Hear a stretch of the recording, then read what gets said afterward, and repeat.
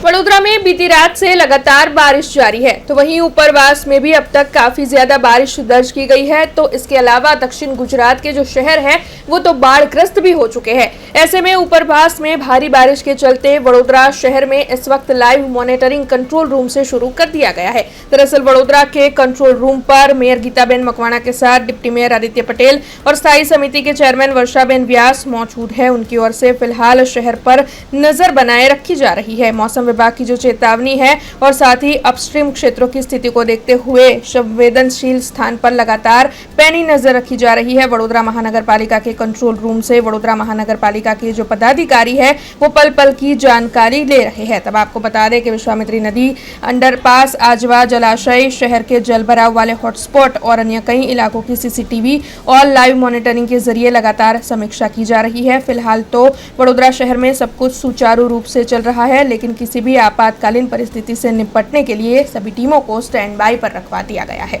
ગઈકાલ રાતનો જે રીતે વરસાદ પડી રહ્યો છે તો વડોદરા શહેરમાં કોઈ જાનહાનિ કે કોઈ દુર્ઘટના કે કોઈ એવો કિસ્સો કે જે ઝાડ પડવાથી કંઈ નુકસાન થયું હોય કે નથી થયું એનું લાઈવ અત્યારે નિહાળી રહ્યા છે અને જે આગળની માહિતી પણ અમે મેળવી છે એ પ્રમાણે અત્યારે કોઈ જાનહાનિ કે કોઈ કશું થયું નથી અને વરસાદ પણ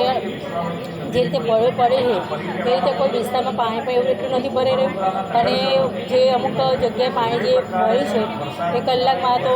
નીકળી જશે એવું અમને સૂચના પણ મળી છે અને પાણી જે રીતે વિષમિતિમાં પાણી છે એ શહેરમાં ના ફરી વળે એના માટે અમે ઉપરવાસમાં જે વધારે પડતો વરસાદ પડી રહ્યો છે એનું અમે સ્ટેપ બાય સ્ટેપ અમે પાણી ત્યાંથી છોડવા માટેની વાત કરેલી છે કે જેથી કરીને જે વિસ્તારમાં પાણી જે 2 વર્ષ પહેલાં વિસ્તારમાં પાણી ઘૂસી ગયા હતા આજ વિષમિતિના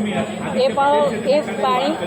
વિસ્તારમાં ના ઘૂસી જાય એ માટે સ્ટેપ બાય સ્ટેપને પગલાં હાથ ધર્યા છે। जुड़े रहने के लिए हमारे YouTube चैनल को सब्सक्राइब करें और नई वीडियो की नोटिफिकेशन के लिए बेल आइकॉन को दबाएं।